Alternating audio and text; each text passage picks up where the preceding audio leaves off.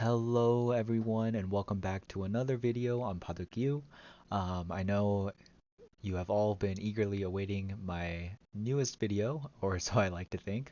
But today we are going to be going over this position on the bottom side of the board.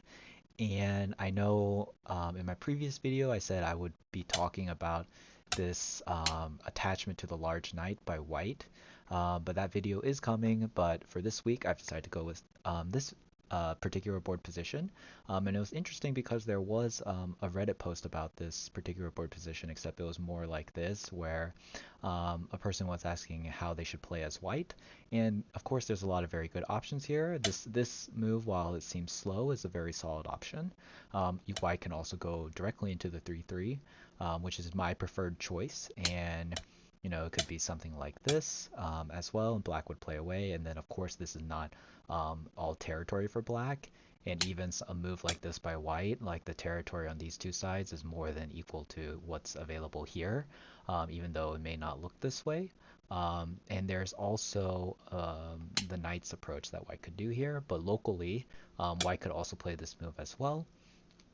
And the normal response by black here would be this attachment.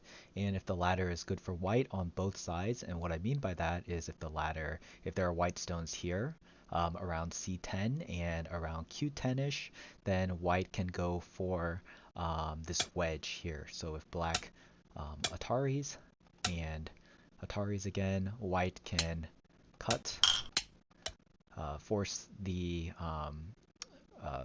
connection and then play here, and the ladder must be good in this direction for white. And if black chooses to play here, white also must have a ladder here as well. That's good for white in order to play this wedge. There's also this as well, but of course there's a lot of content that's already been made. You guys can check out Paduk Doctor, and I think a whole bunch of other content creators who have already made videos regarding how to play from this position. But something interesting I've been noticing, or actually I do want to cover one more thing, in that if the ladder is good on both sides for white and black plays here, then usually something like this is like acceptable but not that good for black, because like later on, like even something like this and like a push kind of ruins this influence that black was going for, because that is what this move kind of signifies, is black is trying to quickly develop the board. So usually black would push here, and then white would Atari, connect, and then black needs to fix this cutting point, and then white would capture here, and then that means that this stone that black originally played here is still doing the job of, maintaining this nice influence for black. And black is able to get a pretty decent amount of territory here in the corner as well. The reason why white cannot play away here is that black can force a ko in this white corner. And that's a topic for another time, but generally white must capture here, and then black would do something like this. But in any case, we're not discussing that. We are discussing what white will do if black plays here. And this move seems very strong and is played quite often in Q games and even in Dan games sometimes in the lower Dan level. And that is because this seems like white is captured, and white is captured if it turns out like this, because black can just play something like this, and white, whoops, and white can't break out either this way or just something like this. It doesn't really matter. White's dead, and that's a terrible outcome for white, right? If these stones went in, the stone at h3 ends up dying. So this move shouldn't be playable, and this is why there's a lot of top discussions on like black having to play here and white like wedging and playing something like this, but there's not a lot of discussion on this, so I want to cover how white should play. Something like this is played by black against you, and a simple way you could play is honestly just playing something like L3, and then if black kind of cuts off these stones, then you can just kind of do something like this. And this is completely playable. You kind of went into black's influence and kind of established a nice base for yourself. It's fine, it's completely playable, but the best way to deal with this as white is to kind of attach here. And when black plays this, you cross cut. And it's very simple once you think about it, but it's kind of hard to figure this move out initially, especially for me when I was a Q player. It was something that didn't really cross my mind. You know, my opponent would play this, and then I'd be like, oh shoot, like what do I do next? But it's honestly simple. Just when black plays here, just cross cut. Do not try to do something like this because black can then Atari and then fix his cutting point. And now this white shape is really weird. Black can just extend out. I mean, if white does something like this, then of course, like this kind of shape is really not good for white either. Um, so this shape is just not good in general, so you want to be going for this cross cut. And if black extends here, then as white, you can just Atari, and when black does this, you can just push out. And what this is doing is, you know, black obviously can't play here because then as white you would just capture these two stones. So black must push out, and then if black goes downwards to capture this stone, then you can just like Atari, like so. And then if black captures, then you can just do something like this, and then this is a really, really good outcome for white. Black stones are all bunched together. Even these stones up here, they're not captured yet. They could be very useful, and also black's corner is still open. And these stones are looking very awkward for black. Like, what are they doing over here? Um, of course, black could do something like this, which is probably the better way to go about it. And then as white, you just connect here. Black needs to worry about these stones here because, you know, if these connect, then this group will be running. So if black, you know, does something like this and then ends up capturing, then white, you can just play here, and this corner is very solid. These stones are going nowhere. Of course, you know, if black even chooses to keep extending upwards, then as white, you can even go out like this. I think this is kind of what the AI recommends. And then you can kind of like pick a fight here, but you know that's kind of complicated. So probably the best way is to just capture this corner solidly. Or sorry, if black plays something like this, is to capture this corner solidly, and then this is a good outcome for white. Um, Honestly, if you don't even need to play this kind of Hane, you can just kind of go out by white in and of itself, and like black, you know, kind of like this. Like this is a completely fine outcome for white as well.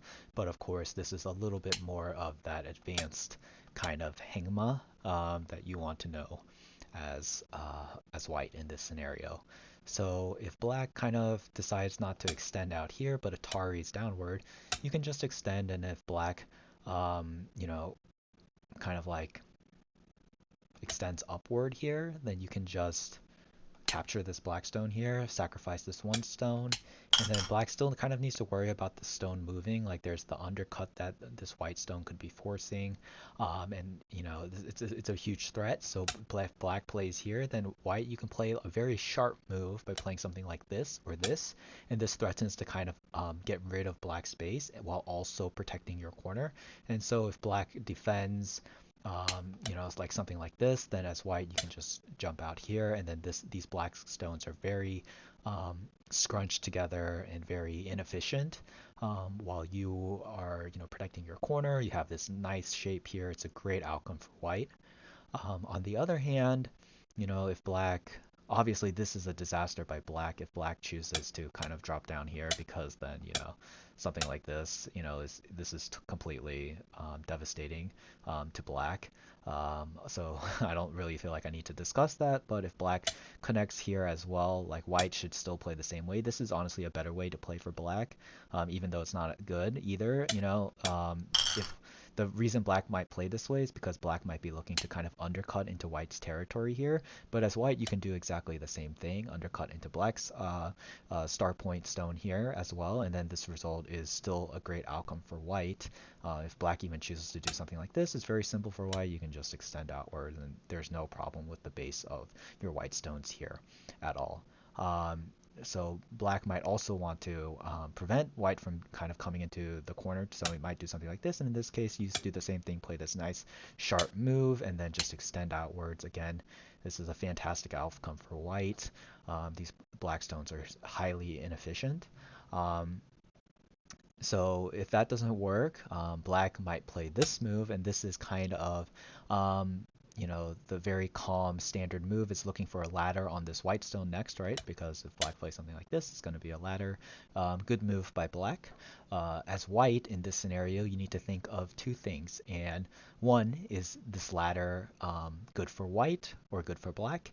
And secondly, where this stone is for black. Is it on this star point or is it on this Q3 point? And I'm going to kind of get into that, or even the 3-3 here.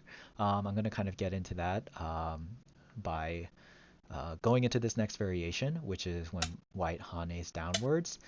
If the ladder is good for white, white can play this move here, because when black needs to save these stones and does something like this, black can Atari here, and then let's see, what can black do? Just kind of Atari these stones like this. And then if white wants to capture these black stones, white must do something like this, right? And then black can kind of, this is why the ladder is important, because black can do something like this. If white realizes the ladder doesn't work and white tries to extend up, then this is not a good outcome, because black can just capture these white stones here. And honestly, as white, if you're going to do something like this, like, doesn't really make sense, because sure, you got this you got to take a Panuki here, or not even, it's not really a Panuki because the stone's here, but like in any case, you got to capture that one black stone. Everything here is dead, so that's why the ladder is important for white. You have to think about that in advance. And if the ladder is not good for white, instead of blocking here, you have to be able to block here. This is saying for black to kind of push out here, and then white's going to extend. Black cannot do this cut right now. And that's the whole point of playing this move at K2, because as white, you really can just simply just extend outwards, and if black does something like this, then this is fantastic for white. You can play this move here, and this functions as a ladder breaker in a way, because if black plays here and is still looking for that ladder, can't do it, because now the stone's in Atari. Also, it's like a push out like here is going to put these stones in Atari. It's not, this is effectively a very good move. And then if black just, captures these two stones as white, you can just capture this and it's completely fine. This is a great outcome for white again. So that's what this move is looking for, and that's the reason why black cannot cut here. So black must push out. And this is a great outcome for white as well, because sure, you're giving up these stones, but you're I guess kind of like slicing the stone. Like the stone is becoming useless as white is pushing through here, and eventually it's going to be some outcome like this. This is a very advantageous position for white. This star point stone has been completely nullified, and black's territory is very minimal as well, even though you sacrifice these two stones. And this is a great outcome for white, but this all changes when black stone here, I'm going to recreate this again, is here. Because now, if we kind of do that same pattern, and we try to do this, and black extends up, white Ataris, and then now you don't have the ladder here, so you want to play this stone, and if you end up extending outwards again, like all these stones are connected on the bottom side, and your stones, instead of kind of slicing through the star points stone here, you're kind of being hit on the head of your 4 stones here, and that's a really this is not functioning as influence or anything. This is just in a terrible position for white. So that's why you need to check the stone. And also, if that is the case, then in the meantime, you can just play normally, like something like for instance like this. I know, I know this is a move Dwyron, the YouTuber, does sometimes. This is more to like kind of combat the, like the mini Chinese openings and stuff like that. But if black plays something like this and then does not end up playing like another move here or here and then goes somewhere big, then again, this move is great for white, because if black plays this, then now the ladder is working for white. If black extends upwards, then instead of blocking at K2, you can just block at M2 here. And then black cannot cut here again, because this ladder here is good for white. Whoops.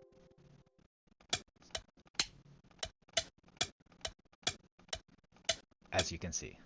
So the most important thing to note is in this kind of position, initially, um, before you kind of like dive into this spot as white, check where this point, where the stone is in the corner, and also check where the ladder, if the ladder is good for you or not. And then you can jump right in if it is favorable for you. But that is the lesson today. This is, again, if, you know, if black plays something like this move here should not be able to work, and that is the reason why. So I'll be back with another video next week, and I hope this was informational to you guys. If you have any questions or comments, leave it down below. If you like the content, please like or subscribe, and I'll see you guys next time.